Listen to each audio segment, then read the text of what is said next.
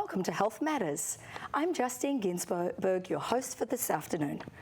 Nobody wants chronic pain in their life. Unfortunately, though, about 50 million Americans, or just over 20% of the adult population, suffer chronic pain according to the CDC. Chronic pain is defined as pain on most days or every day in the last 6 months.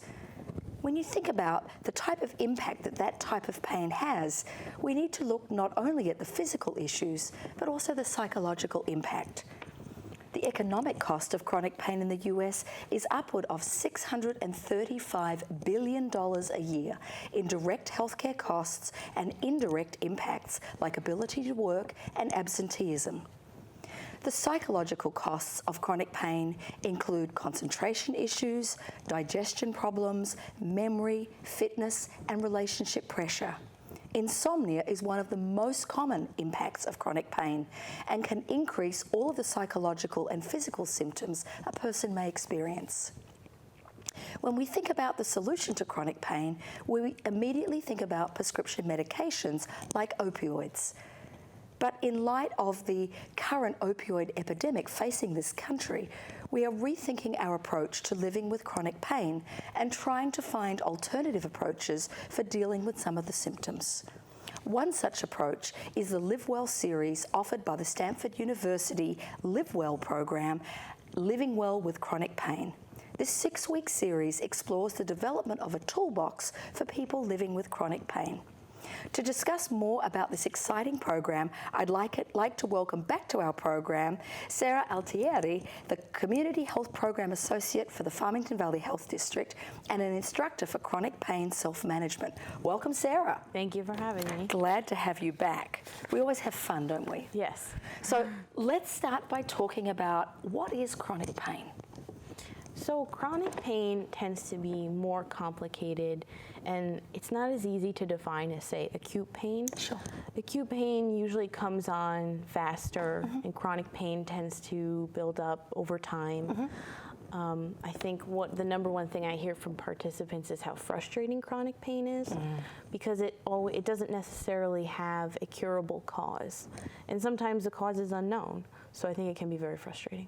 Absolutely, and when you think about the difference between acute and chronic, you'd think about acute pain being something like maybe a broken leg, or you've had some sort of a surgery and you've got acute pain that's associated with that surgery, but it resolves, and because we know how it came about, we're much better able to treat it.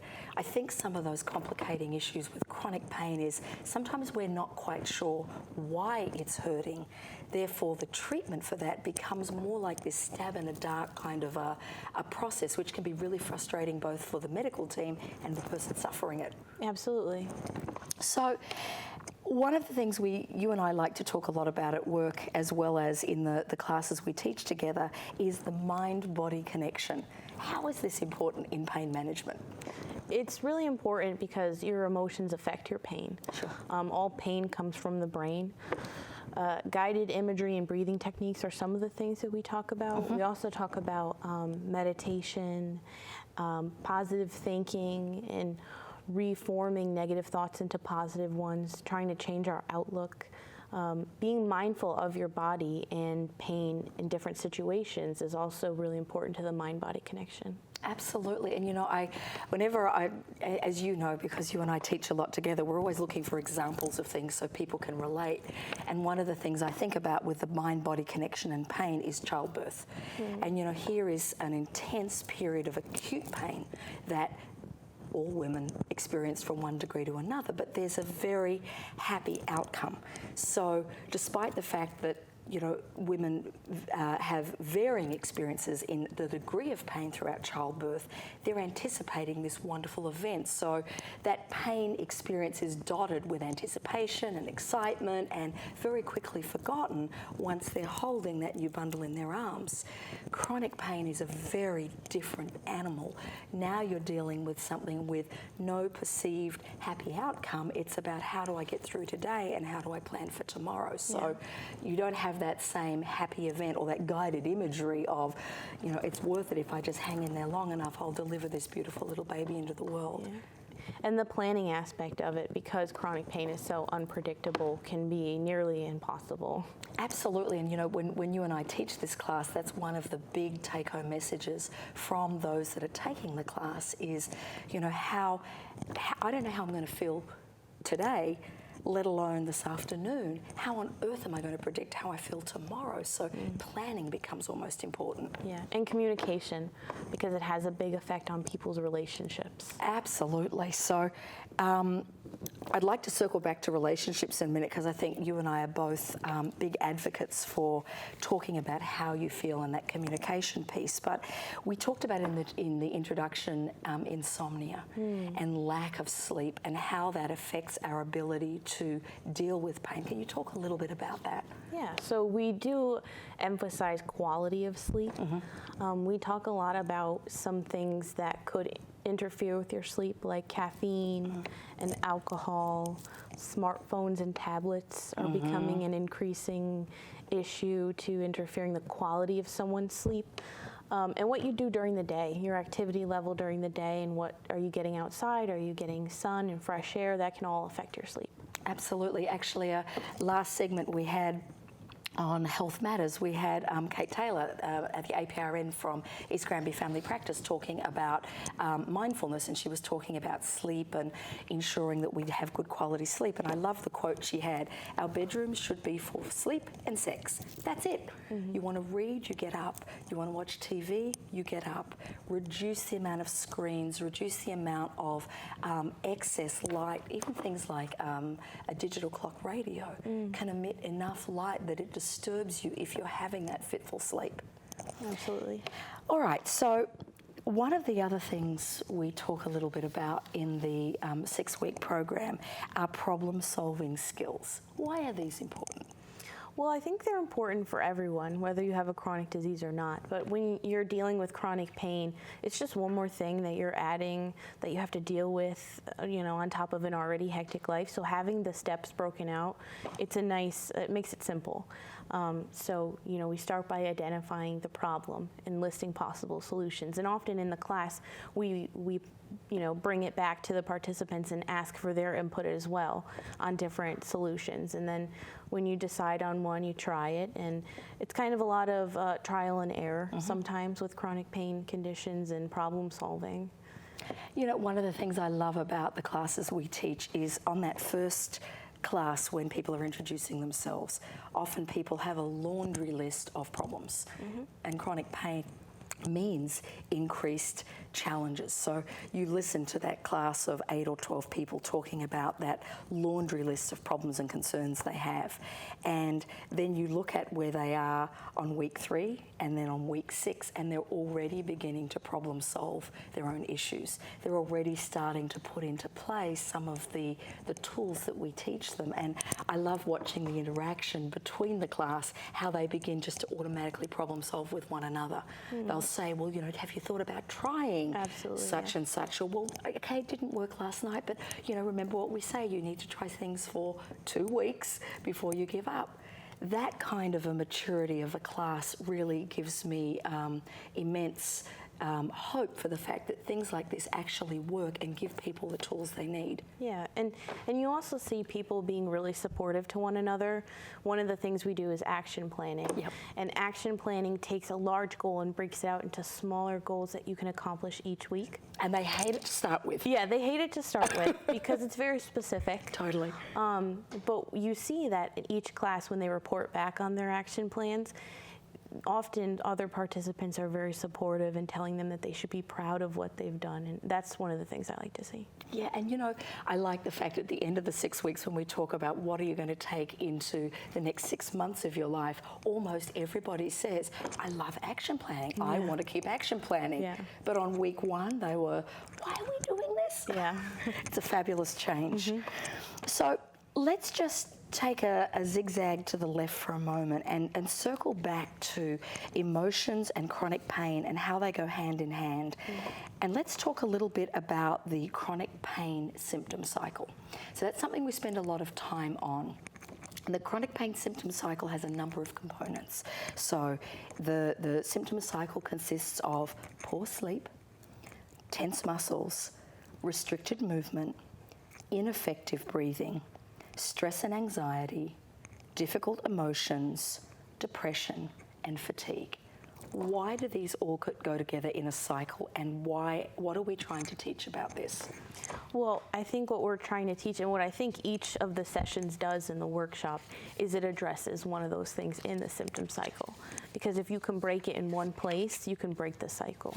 Absolutely. So, if you think about fatigue makes everything worse. Everything is worse when you haven't slept properly. So, everything from tense muscles, everything from how deeply and how well you're breathing is going to be affected by how well you sleep.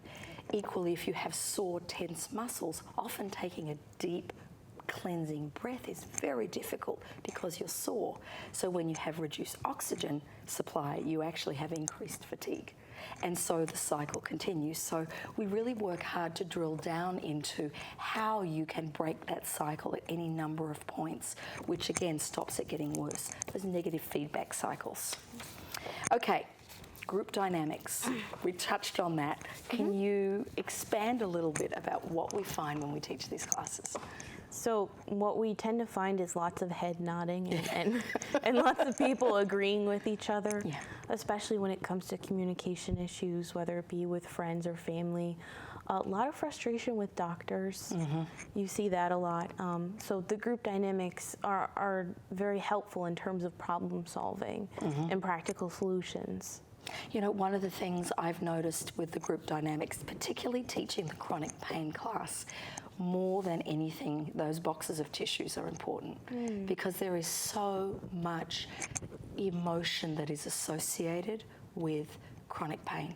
And I think for many people taking this class for the first time, they feel like they've run out of options. They feel like they've tried every drug on the market. They've tried every alternative therapy on the market, and they must be going mad. There's something they're doing wrong. And then when they're sitting in a class with 8 or 12 other people who are experiencing exactly the same roadblocks, those emotions start to flow.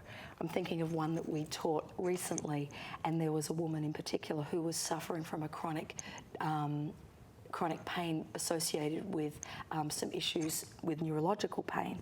And I remember in that first lesson how she just started to cry.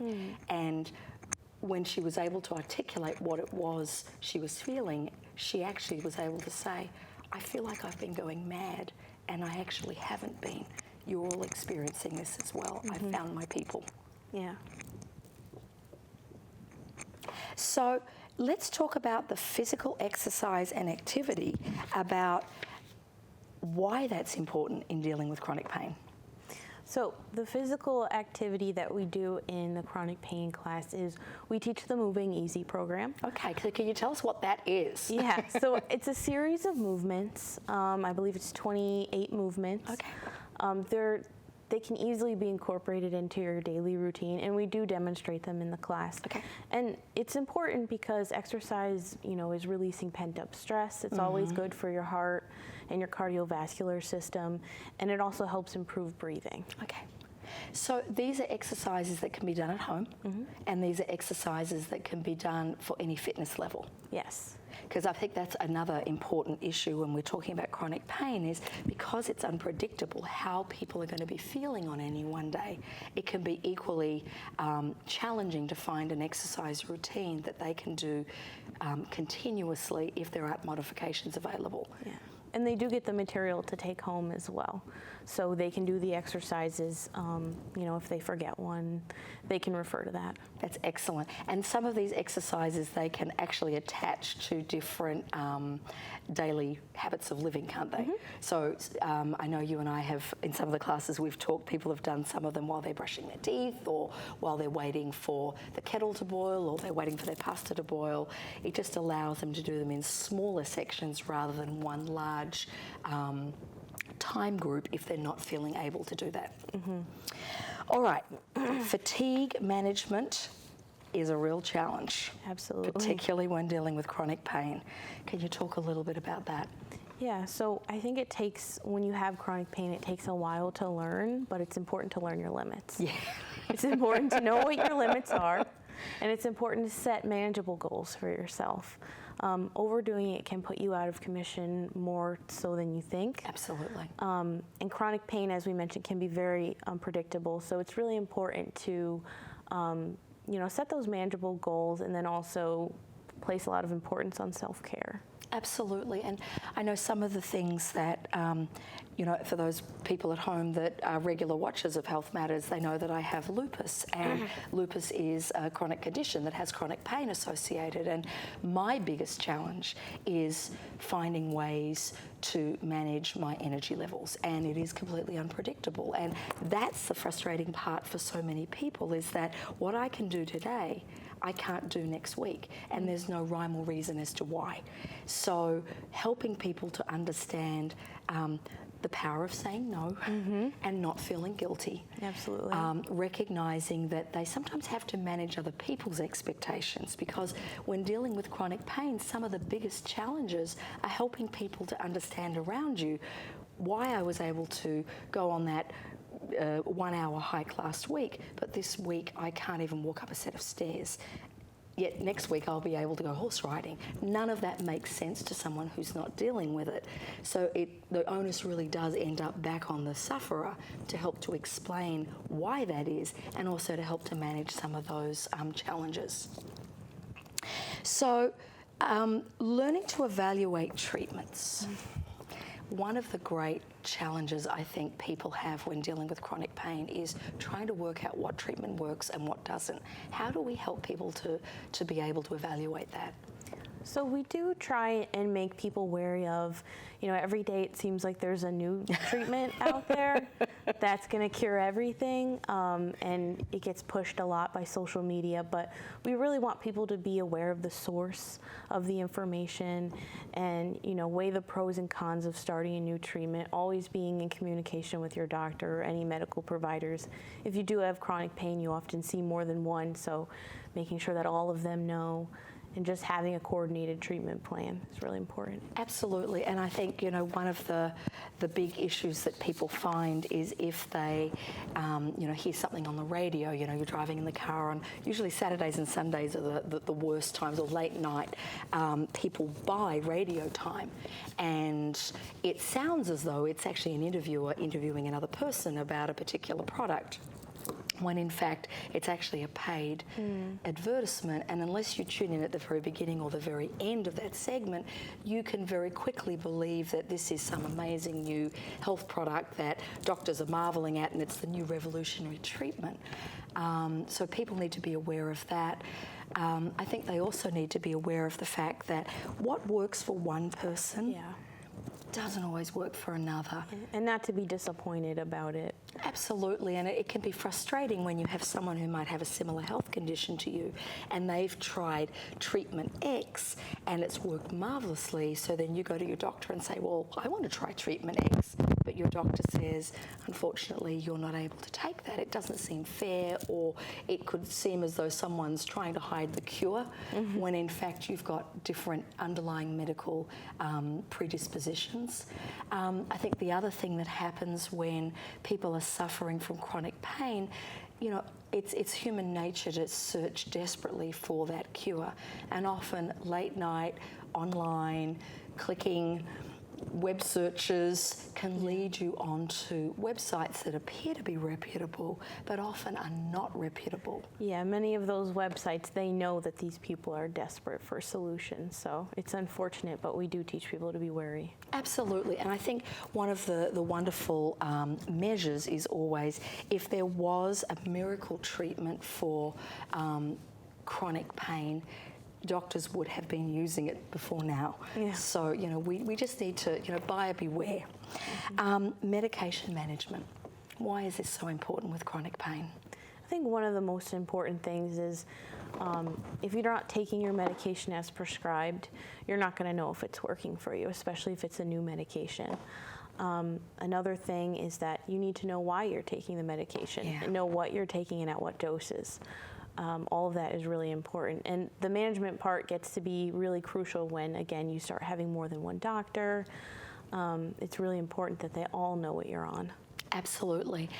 One of the things we often talk about with chronic pain is a lot of over-the-counter pain medications are very effective for dealing with chronic pain issues, but a lot of the medication management is timing, ensuring that you take an analgesic half an hour before you begin to attempt any types of physical activity are going to increase your ability to be able to be physically active and are going to reduce the recovery time afterwards. If you have ongoing chronic pain that really doesn't abate, making sure you keep a net underneath your pain management with often an over-the-counter medication really then helps those prescription medications to be able to be more effective in lower doses. The other thing I think we find a lot with chronic pain management, some of the medications that we take have no real noticeable effects because it's actually reducing the severity of our pain, or it's reducing the severity of the issue that's causing our pain. So it mightn't actually be noticeably affecting how I feel right this minute, but for the long term it can stop something degenerating or it can stop something causing more damage. Yeah, and if you've been taking the medication for months and months and you almost forgot what it was like before you took the medication. Absolutely. Or trialing too many new medications at once. Absolutely. You know, taking your time and bringing a new medication in one at a time, having patience, waiting sometimes 2 or 3 months for something to then evaluate, is it really making a difference, before you then add something new to the mix. Communication. Yeah, so communication is one of those things that came up naturally in the beginning of our conversation. It's really important because chronic pain, again, it's so unpredictable. If you're making plans with somebody and you have to cancel, that often happens when you have chronic pain. Sure. So being able to communicate and use your eye messaging is really important. It's also really important when you're talking to your healthcare provider, making sure that you're asking all of your questions that you want to ask in an appointment. Absolutely. And, you know, when you think about the relationship issues that people have with chronic pain, a lot of the communication challenges can not just be with the patient, but can be with their family members as well. The level of frustration from caregivers and loved ones who are genuinely concerned about what the outcome is going to be can be misinterpreted as anger or frustration or ignoring, when in fact it's just fear. And often spouses, they're going through it with you. So when you're frustrated, they're frustrated, and they really do. They have to be really supportive. Absolutely. So being on the same page and communicating with one another, as well as communicating to your healthcare provider, is so vitally important. Absolutely. All right. Believe it or not, we have a whole minute left. What is a take-home message for the folks at home about the chronic pain self-management program, and how could people enroll? So you can enroll by contacting your local public health department. You can contact our department at www.fvhd.org. Okay. You can also give us a call. One of the big take-homes from the chronic pain management class is you learn so many different tools that if one doesn't work for you, a different tool is bound to work for you. So it really is worth it. All right, excellent, Sarah. Thank you so much for coming on to Health Matters today. Today we looked at the evidence-based Live Well program, chronic pain self-management, as a way of systematically addressing many of the issues faced by people suffering from chronic pain in our communities. Simple step-by-step classes help you to master your own situation and learn not only how to better communicate with your care team and family, but understand the role our minds play in the chronic pain cycle, and how to break that cycle with positive actions and thoughts. To find out more about the next classes that Farmington Valley Health Department will be holding, log on to our website www.fvhd.org, or of course on our Facebook page FVHD. And remember, until next time, your greatest wealth is your health.